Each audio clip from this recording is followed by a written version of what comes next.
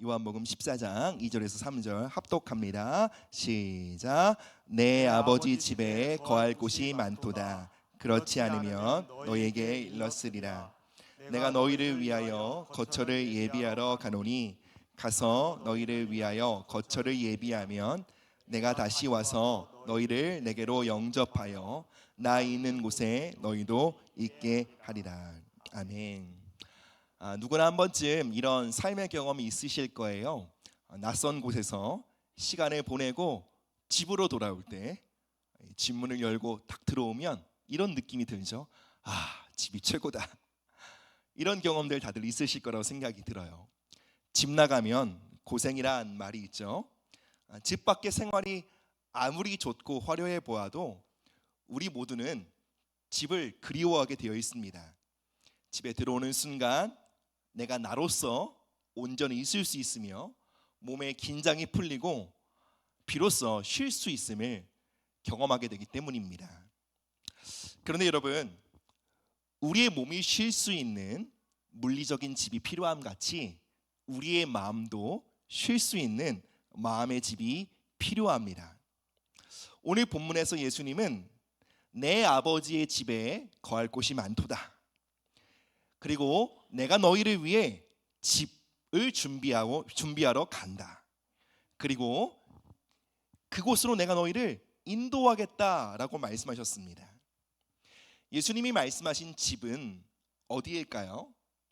단순히 죽은 뒤에 가게 되는 천국만을 의미하지 않습니다. 예수님이 이렇게 말씀하셨죠. 내가 있는 곳에 너희도 있게 하리라. 그럼 여러분, 예수님이 계신 곳은 어디입니까? 요한복음 1장 18절 말씀 우리 함께 보시겠습니다. 시작. 본래 하나님을 본 사람이 없으되 아버지 품속에 있는 독생하신 하나님이 나타내셨느니라. 아멘. 여러분, 이 말씀은 하나님과 예수님의 관계를 가장 잘 보여주는 구절 중에 하나입니다. 예수님이 어디 계셨다고 말합니까? 바로 하나님 아버지의 품에 계셨다고 말합니다.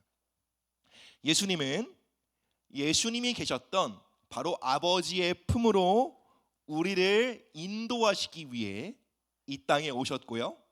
그리고 십자가를 지셨고요. 그리고 부활 후 다시 아버지의 품으로 돌아가셨습니다. 우리를 떠나신 것이 아니라 아버지 품에 우리가 거할 곳을 마련하기 위함이었던 것입니다. 사랑하는 여러분, 예수님은 우리 모두를 당신이 계신 곳 아버지의 품으로 인도하기를 원하십니다. 바로 그것이 우리 마음이 쉴 집입니다. 예수님은 또 이렇게 말씀하셨어요. 내가 너희를 고아처럼 버려두지 않겠다. 예수님이 보실 때에 우리 모두는 고아 같은 삶을 살아가고 있다는 거예요. 여러분, 예수님이 말씀하시는 고아는 부모가 없는 사람을 의미하는 것이 아니에요. 예수님이 말씀하시는 고아는 집이 없는 삶을 의미하는 것이 아닙니다. 예수님이 말씀하시는 고아는 삶의 여러 조건이 갖춰져 있어도 마음이 쉴 곳이 없는, 마음의 집이 없는 사람을 의미합니다. 사랑하는 여러분, 우리의 마음의 집은 바로 아버지의 집, 아버지의 품입니다. 그렇다면 여러분, 예수님이 그토록 우리를 인도하고자 하셨던 그곳 아버지의 품은 어떠한 곳일까요? 우리 첫 번째 말씀 한번 읽어보겠습니다. 시작. 아버지의 품은 우리 마음의 빈 공간을 채우는 집입니다. 아멘. 여러분, 사람은요, 누구나 그 마음속에 거대한 빈자리를 갖고 살아갑니다. 세상 모든 것을 가진 것 같고 부러울 게 없는 것 같은 사람이라 할지라도요, 그 영혼에는 거대한 빈자리가 있다는 것입니다. 겉으론 다 가진 것처럼 보여도 세상 부러울 게 없겠다 싶은 사람이어도 안에는 이 세상 어떤 것으로 채울 수 없는 허전함이 있다라는 것입니다. 그리고 이 마음의 빈자리는 우리가 애써 외면하고 바라보지 않으려고 한다고 해서 사라지는 것이 아닙니다. 그래서 우리는 이 마음의 공허함, 마음의 빈자리를 채우기 위한 여러 가지 대체제를 찾기에 분주합니다. 어떤 사람은 돈을 많이 벌면 이 마음의 빈자리가 채워지지 않을까 생각합니다. 어떤 사람은 성공을 하면 이 마음의 헛헛함이 좀 채워지겠지라고 생각합니다. 또 어떤 사람들은 사람들로부터 많은 인정과 칭찬을 받으면 비로소 내 마음이 조금은 배부를 수 있으려나 생각합니다. 그리고 또 어떤 사람들은 그 마음의 공허함을 잠시나마 잊어보고자 술이나 게임, 미디어와 같은 다양한 중독의 수단들을 붙들고 놓지 못하기도 합니다. 그런데 문제는 무엇입니까? 우리가 우리 마음의 빈자리를 채우기 위해 다양한 대체제를 붙들지라도 결코 우리의 마음의 공허함은 채워지지 않는다는 것입니다. 물론 그 모든 것이 잠깐의 고통을 이완시켜주는 진통제는 될지 모르지만 내 마음의 공허함을 채울 수 있는 영혼의 양식은 되지 못한다는 것입니다. 성경은 우리 마음의 공허함, 우리 마음의 빈자리를 향해 이렇게 말합니다. 함께 따라해 보실까요? 상실한 마음, 무언가를 잃어버린 상태의 마음이라는 거예요. 원래 우리가 갖고 있었으나 무언가를 잃어버려 텅 빈 마음의 상태가 되었고요. 그리고 이러한 텅 빈 마음의 상태를 성경은 모든 죄의 뿌리라고 진단합니다. 상실한 마음을 다른 어떤 것으로 채워보고자 술에 취하기도 하고 방탕한 삶을 살아가는 것이 인생이라는 거예요. 상실한 마음은 죄의 뿌리인 것입니다. 하나님은 우리가 죄로 넘어지고 방탕한 삶을 살아갈 때 우리의 죄와 우리의 허물을 결코 도덕성과 의지 박약의 결과로 보지 않으십니다. 그것은 세상의 기준이에요. 하나님은 우리가 죄로 넘어졌을 때 그 죄의 뿌리를 무엇으로 진단하시냐면 우리의 마음의 허함으로 진단하십니다. 우리의 상실한 마음이 모든 죄의 뿌리가 되었다라는 것입니다. 우리의 공허함을 해결하기 위해 다양한 진통제를 찾아다니고요, 불량식품을 의존하고 집착하며 살아가는 그 모든 삶의 방식이 죄라는 것입니다. 그러면 여러분, 죄의 문제가 해결되기 위해서 우리에게 필요한 것은 무엇일까요? 더 투철한 도덕의식일까요? 더 굳건한 의지일까요? 결단일까요? 그것이 아니라는 거예요. 상실한 마음, 무언가를 잃어버렸던 우리의 마음이 원래 채워져야 할 그것으로 배부르고 채워지기 시작할 때 우리의 마음은 비로소 진통제를 의존하지 않을 수 있는 상태가 된다는 거예요. 그 많은 불량식품을 먹어치우며 더 공허해지고 망가지는 삶을 벗어버릴 수 있는 진정한 부유함과 배부름을 얻게 된다는 것입니다. 우리 함께 로마서 5장 5절의 말씀 읽어보겠습니다. 시작. 소망이 우리를 부끄럽게 하지 아니함은 우리에게 주신 성령으로 말미암아 하나님의 사랑이 우리의 마음에 부은 바 됨이니. 아멘. 우리의 상실한 마음을 비로소 채울 수 있는 무언가가 있다라는 거예요. 그것을 성경은 아버지의 사랑이라고 말합니다. 성령은 하나님의 영입니다. 하나님의 영이 우리를 아버지의 사랑으로 인도하시고, 그리고 그 사랑이 지식이나 정보가 아닌 하나님 날 사랑하시지 이러한 지식 정보 말고요, 그 사랑이 우리 마음을 채우는 액체로서 경험되어진다라는 거예요. 그리고 그것을 통해 우린 비로소 이전과 다른 선택들을 하게 된다라는 거예요. 기독교와 카톨릭을 비롯하여 많은 사람들이 성인이라고 기억하는 성 어거스틴이라는 사람이 있습니다. 성 어거스틴은 이렇게 말했습니다. 주님께서 우리를 지으셨으므로 우리의 마음은 주 안에서 안식을 찾기까지 쉼이 없습니다. 어거스틴은 많은 사람들에게 성인으로 기억되지만 그는 젊을 때 많은 방탕한 삶을 살았습니다. 그는 쾌락을 추구하며 부도덕한 관계들을 맺었고요, 마니교라는 종교에 심취하여 방탕한 삶을 살았습니다. 그러면 여러분, 그의 방탕한 삶은, 그의 부도덕한 삶은 언제 마치게 되었을까요? 어느 날 그가 결심하고 돌이키기를 작정했을 때일까요? 아닙니다. 그의 고백처럼 그의 마음의 빈자리를 채우는 하나님 아버지의 사랑을 경험했을 때 그는 배부름으로 인해 불량식품을 놓게 되었던 것입니다. 하나님 아버지의 사랑이 그의 마음에 부어져 그의 마음이 건강하게 회복되자 그는 더 이상 마음의 고통에 시달리며 진통제를 의지하지 않을 수 있는 상태가 되었던 것입니다.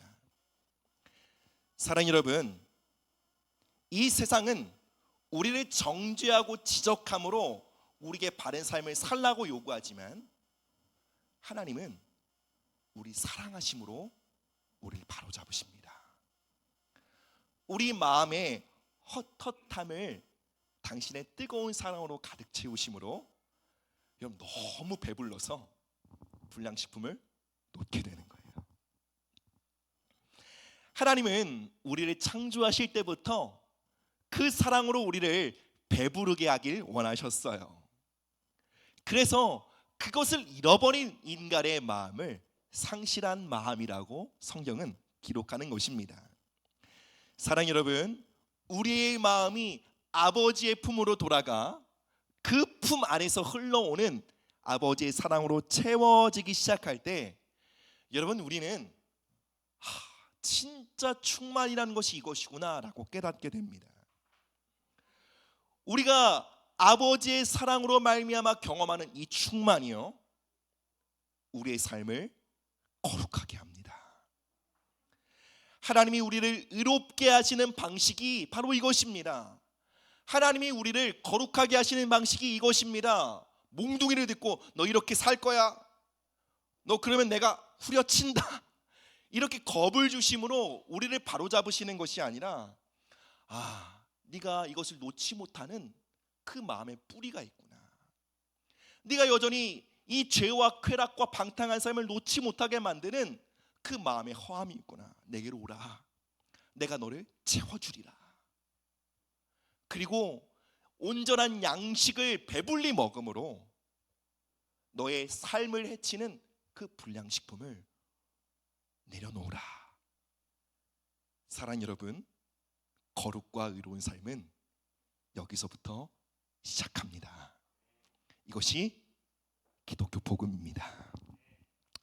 사랑 여러분, 하나님의 사랑으로 채워져야 할 여러분의 마음의 빈자리는 지금 어떠한 것으로 채워지고 있습니까?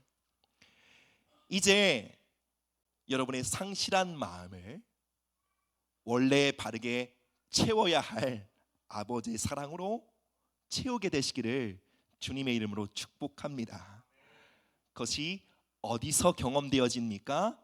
아버지의 품으로 돌아올 때입니다.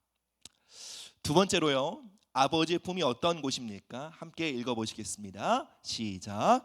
아버지의 품은 우리 마음이 안전하게 머무는 집입니다. 시편 131편 2절 말씀이에요. 시작. 실로 내가 내 영혼으로 고요하고 평온하게 하기를 젖된 아이가 그의 어머니 품에 있음 같게 하였으니 내 영혼이 젖된 아이와 같도다. 아멘. 이 시를 보면 이 시를 지은 사람이 세상 편안하고 안락한 삶을 살아온 인생처럼 느껴집니다. 그런데 이 시를 지은 시인은 절대 그러한 삶을 살아오지 않았습니다. 방금 읽은 시편은 다윗이 지은 시입니다. 다윗은 어떠한 삶을 살아왔나요? 폭풍과도 같은 인생을 살아왔습니다. 몇 가지 한번 예를 들어볼게요. 그는 인생에서 수많은 억울한 일을 당했습니다. 오랜 시간 그는 배신자라는 누명을 쓰고 도망자 신세를 겪어야 했습니다. 그는 수많은 전쟁에 나가 피 튀기는 전쟁을 치러야 했습니다. 자식이 엇나가고 불순종하며 심지어 그의 아들 중에 한 명은 아버지 다윗의 왕권을 찬탈하려고 반란을 일으키기도 했습니다. 다윗의 인생은 참으로 바람잘 없는 인생을 살았습니다. 그런데 이러한 거친 인생을 살아왔던 다윗이 고백합니다. 내 영혼이, 내 마음이 고요하고 평안하다. 이것은 삶의 문제가 없기에 이러한 고백을 하는 것이 아닙니다. 상황이 괜찮아서 이런 말을 하는 것이 아닙니다. 젖된 아이가 어머니의 품에 안겨 있는 것처럼 다윗의 마음이 아버지의 품에 안겨 있으므로 다윗은 수많은 삶의 도전 가운데 이렇게 고백할 수 있었던 거예요. 내 영혼이, 내 마음이 평안합니다.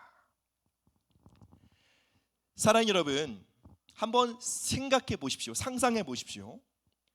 어머니 품에서 젖을 물린 아이가 젖을 양껏 빨아먹고 이제 배가 불러 스르르 잠이 듭니다.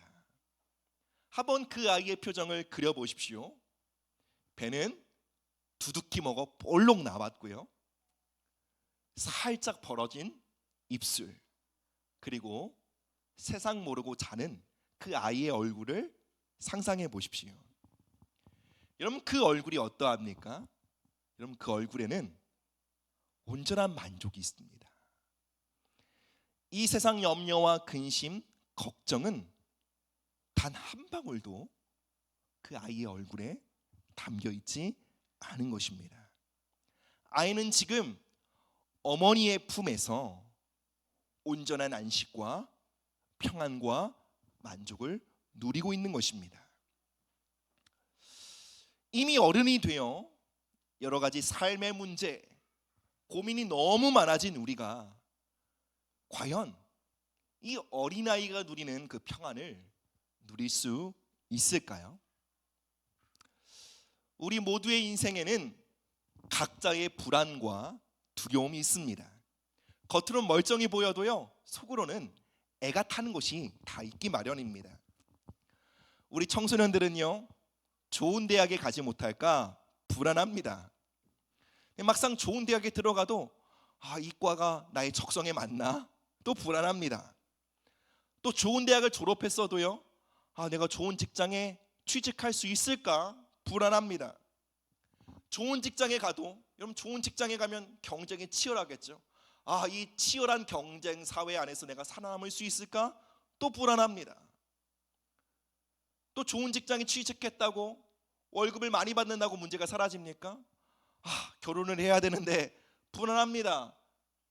근데 결혼한 사람은 또 결혼했기에 또 불안하고요, 결혼 안 한 사람은 결혼 안 해서 또 불안합니다.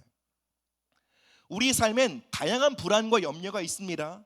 미래에 대한 걱정, 다양한 인간관계로부터 경험하는 스트레스, 건강에 대한 염려와 불안. 다른 사람들은 나를 어떻게 생각할까? 다른 사람들의 시선에 대한 두려움. 그 모든 두려움과 염려와 불안은 우리의 마음을 요동치게 합니다. 그 불안은 우리 안에서 쉬지 못하도록 끊임없이 소리를 지릅니다. 그 두려움은 우리의 내적 에너지를 갉아먹고 결국 우리의 마음이 탈진하게 만들어 오늘 우리가 살아가는 현실 속에 우리에게 주어진 하루를 기꺼이 끌어안고 살아갈 수 있는 힘을 잃어버리게 만드는 것입니다.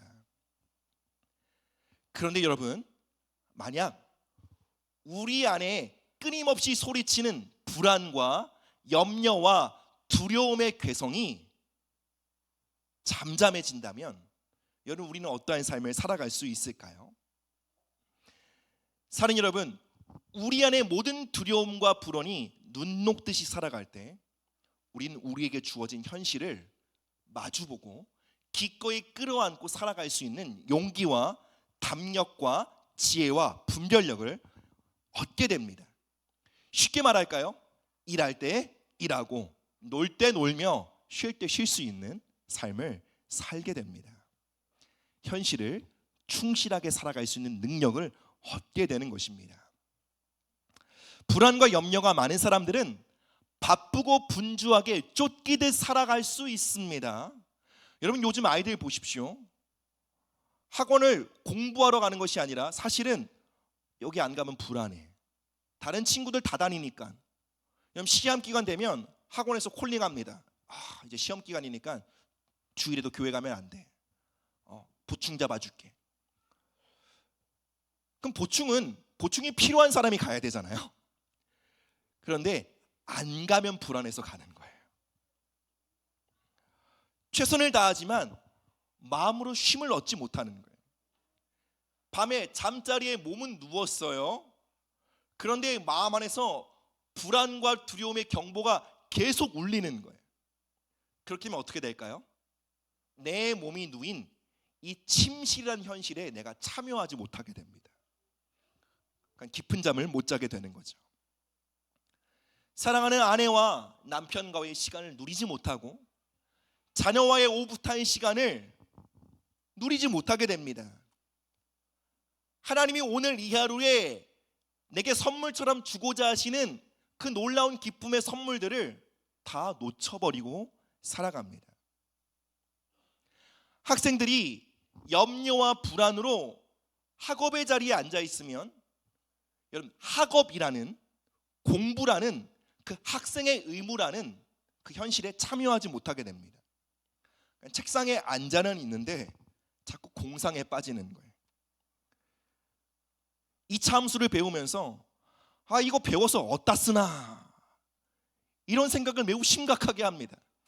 하긴 해야 되는데 이거 배워서 어디다 쓰나 라는 생각으로 공부를 하니 효율이 있겠습니까?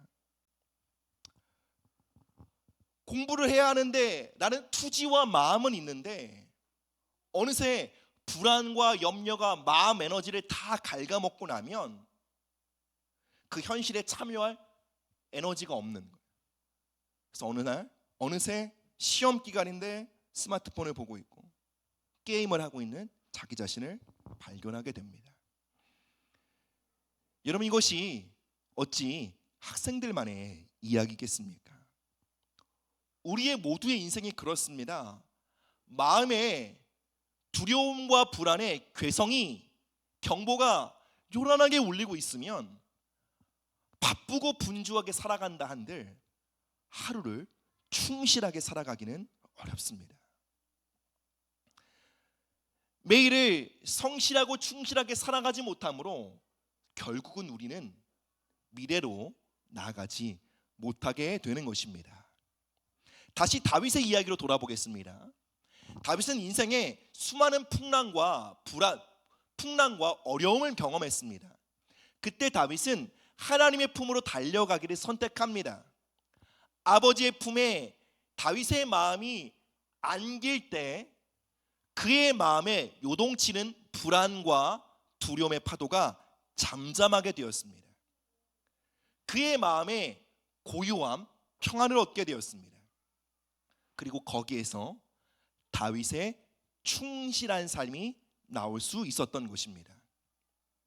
그는 억울한 일을 당하고 도망자의 신세가 되었어도 누군가를 원망하고 신세 한탄함으로 오늘 자기에게 주어진 하루를 낭비하지 않았습니다. 그는 왕이 되기까지 무려 15년이라는 시간을 기다려야 했습니다. 그 기다림의 시간이 결코 녹록지 않았음에도 불구하고 그는 그 시간 속에 분노에 사로잡히지 않았고 조급함에 사로잡혀 잘못된 선택들을 하지 않았습니다. 하나님을 신뢰하며 오늘 자신에게 주어진 맡겨진 그 일에 최선을 다하며 성실하게 살았던 것입니다. 심지어 그가 실수하고 범죄하여 큰 잘못을 저질렀을 때에도 그는 현실을 외면하지 않고 하나님께 나아가 용서를 구하며 또 하나님께서 주시는 그 모든 형벌들을요 달게 받고 자신에게 주어진 삶을 향해 일어섭니다. 우리가 아까 전에 읽었던 시편 131편에서 다윗은 이렇게 말합니다. 하나님, 나의 마음이 내가 감당할 수 없는 커다란 일에 두지 않겠습니다. 주님, 나의 시선이 내가 감당치도 못할 놀라운 일에 빼앗기거나 주목하지 않게 하겠습니다. 이 다윗의 고백이 무엇입니까? 하나님, 나는 오늘 내가 할 수 있는 일에 집중하겠습니다. 내가 할 수 없고 또 고민해봤자 해결되지도 않은 그 많은 일들 아버지께 맡겨드립니다. 그리고 주님, 제가 할 수 있는 일, 또 하나님께서 제게 맡기신 일, 그 일에 성실하기로 작정합니다. 여러분, 이것이 인생의 풍랑 앞에서의 다윗의 마음이었습니다. 이 놀라운 평안, 다윗이 어디서 얻었습니까? 바로 아버지의 품입니다. 우리에게도 이와 같은 은혜가 필요합니다. 불안과 두려움의 파도가 우리 인생을 향해 넘실거릴 때 우린 아버지의 품으로 달려가 참된 안식에 거해야 합니다. 우리에게 주어진 현실을 외면하지 않고 도망치지 않고 충실하게 살아갈 수 있는 힘을 거기서 얻어야 합니다. 여러분, 우리 모두는 사람입니다. 우리의 체력도 우리의 정서적 에너지도 한계가 있습니다. 우리의 정서적 에너지, 우리 육체적 에너지를 내가 고민해봤자 해결할 수 없는 쪽에 다 빼앗기고 나면 내가 마땅히 책임지고 직면하고 끌어안아야 될 내게 주어진 일을 감당할 힘과 에너지가 없게 됩니다. 심리학자들과 많은 뇌과학자들이 말합니다.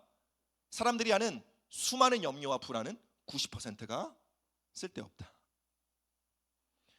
여러분, 우리가 하는 대부분의 염려와 근심은 쓸데없습니다.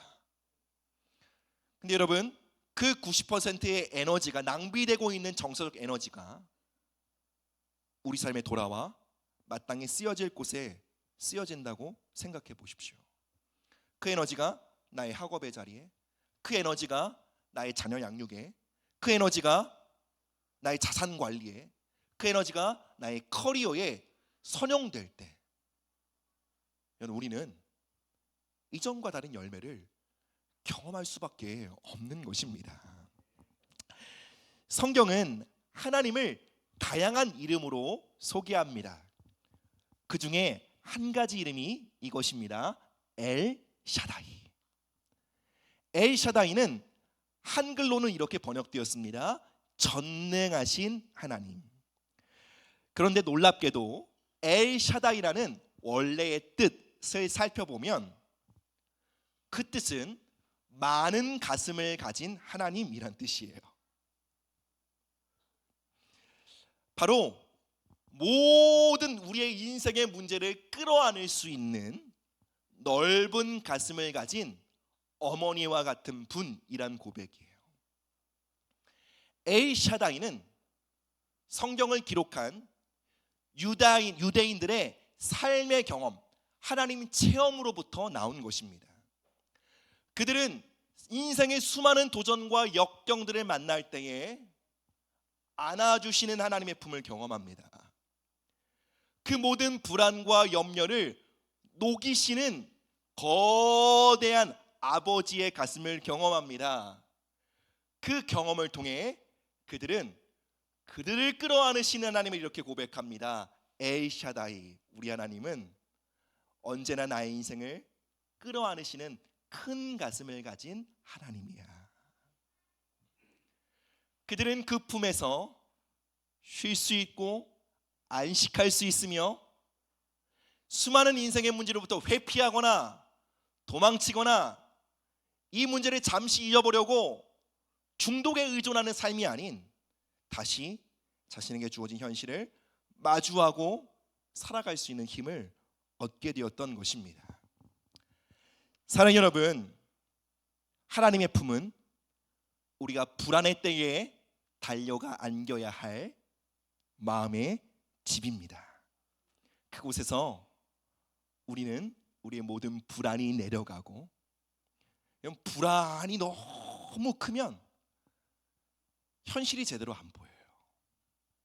불안이 내려가면 하나님의 뜻이 보여요. 지금 내가 이 일에 충실해야 되는구나. 이 일은 내가 할 일이고 이것은 맡겨야 될 일이구나.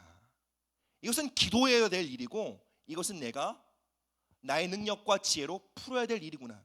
이게 선명해지는 거예요. 그런 놀라운 자유함과 평안이 엘샤다이, 하나님의 품에서 우리 모두가 얻게 되기를 주님의 이름으로 축복합니다. 어느 날 한 아버지와 그의 아들이 산책을 하다가 폭풍우를 만났습니다. 아버지는 아들에게 말합니다. 야, 우리 빨리 집에 돌아가자. 그런데 아들은 풍랑 속에, 폭풍우 속에 몸이 굳어버리고 말았습니다. 그 순간 아버지는 아들을 안으며 말했습니다. 아들, 걱정하지 마. 내가 지켜줄게. 아버지는 아들을 등에 업고 빠르게 집을 향해 걸어갑니다. 그런데 비와 바람이 거세지고 그 비구름, 흙구름 때문에 어두워지기 시작합니다. 아들은 두려워 떨기 시작합니다. 그러자 아버지는 등에 엎었던 아들을 가슴에 끌어안고 그 거센 비바람을 통과하며 걷기 시작합니다. 그 아들의 귓가에 대고 말합니다. 아들, 걱정하지 마.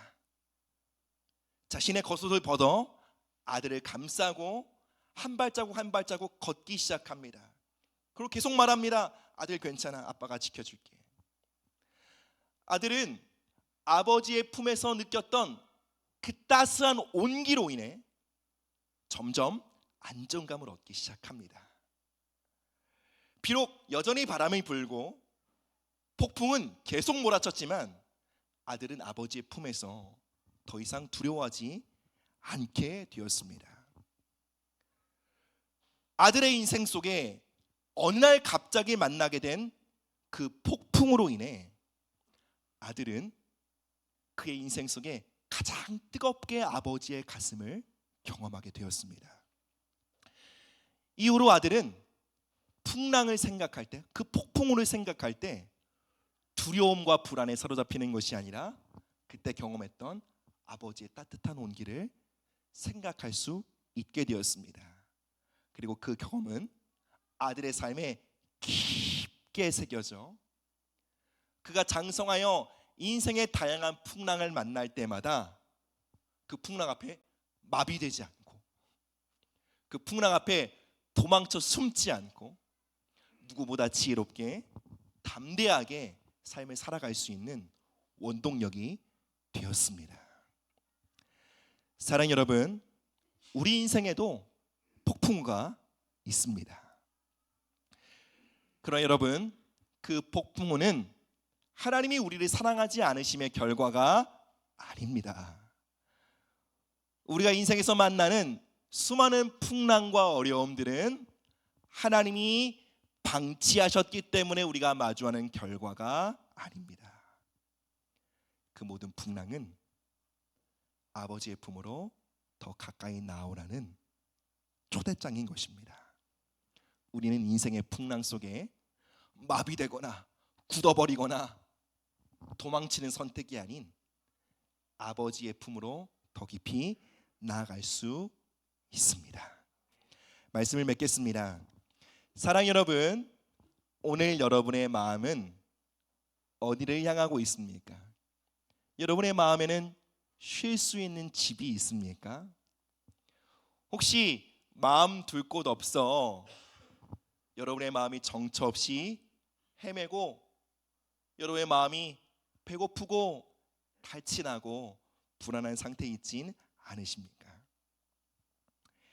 예수님은 그러한 우리를 아버지의 품으로 인도하길 원하십니다. 요한복음 14장 6절 말씀, 마지막 말씀입니다. 함께 읽습니다. 시작. 예수께서 이르시되 내가 곧 길이요 진리요 생명이니 나로 말미암지 않고는 아버지께로 올 자가 없느니라. 아멘. 우리의 마음을 배부르게 하는 그곳, 우리의 마음을 참으로 평안하게 하는 그곳, 아버지의 품으로 우리가 어떻게 나아갑니까? 예수 그리스도를 통해서요. 우리가 예수님 당신은 나의 병든 마음을 고치는 치유자이십니다. 예수님 당신은 수많은 불안과 삶의 수렁에서 우리를 건지시는 나의 구원자이십니다. 예수님 당신은 방황하며 앞길을 몰라 캄캄한 곳에 헤매이는 우리의 영혼을 인도하시는 우리 영혼의 목자이십니다 라고 고백할 때에 그 고백을 가진 모든 사람들을 예수님은 아버지의 품으로 인도하십니다. 그리고 우리는 그 품에 안겨 오늘 우리의 상실한 마음이 마땅히 누려야 할 만족, 불안에 떨고 있는 우리가 누려야 할 평안을 그곳에서 얻게 되는 것입니다. 이 마음의 만족과 평안은 우리 모두가 매일매일의 삶 속에 필요한 은혜입니다. 그래서 이 자리에 처음 오신 분만 아니라 오랜만에 이 자리에 오신 분들뿐만 아니라 우리 모두에게는 오늘도 예수님이 필요한 것입니다. 우리 함께 기도하며 주님 옆에 나아가도록 하겠습니다. 잠깐 반주해 주시고요. 오늘 예수님을 의지하여 그 아버지의 품에 안기길 원하시는 분들, 우리 모두의 고백이길 원합니다. 우리 함께 기도하길 원하는데요, 저를 따라 함께 고백하여 주시기를 부탁드립니다. 함께 기도하시겠습니다. 예수님, 지금 이 시간 예수님 앞에 나아갑니다. 예수님 나의 목자이시며 나를 고치시는 의사이시며 나를 건지시는 구원자이시며 나의 인생을 인도하시는 목자가 되심을 고백합니다. 예수님, 저를 아버지의 품으로 인도하여 주십시오. 이제 아버지 품에서 참된 만족과 평안을 누리게 하시고 어떠한 인생의 풍랑 속에도 얼어붙지 않고 하나님을 의지하며 담대히 살아가는 우리 모두가 될 수 있게 은혜를 주옵소서. 예수님의 이름으로 기도합니다. 아멘. 우리 하나님, 우리의 상실한 마음, 우리의 불안과 두려움에 장악된 마음을 들고 당신께로 나아갑니다. 예수님, 우리의 마음을 아버지의 품으로 인도하여 주십시오. 그곳에서 하늘아버지의 사랑을 잔뜩 먹고 마심으로 우리가 집착했던 모든 죄악의 습관들을 기꺼이 내려놓게 하시고 변화된 삶, 새로운 삶, 의롭고 거룩한 삶을 살아가게 하여 주시옵소서. 하나님, 불안과 염려로 잠식되어 내게 주어진 하루에 충실하지 못했던 우리의 삶을 고백합니다. 이 시간 주님의 품에 우리의 마음이 안길 때에 우리에게 주어진 하루를 최선을 다해 성실하고 충실하게 살아갈 수 있는 힘과 능력을 얻게 하여 주시옵소서. 감사드립니다. 이 모든 말씀 우리를 사랑하시는 예수 그리스도의 이름으로 기도드립니다. 아멘.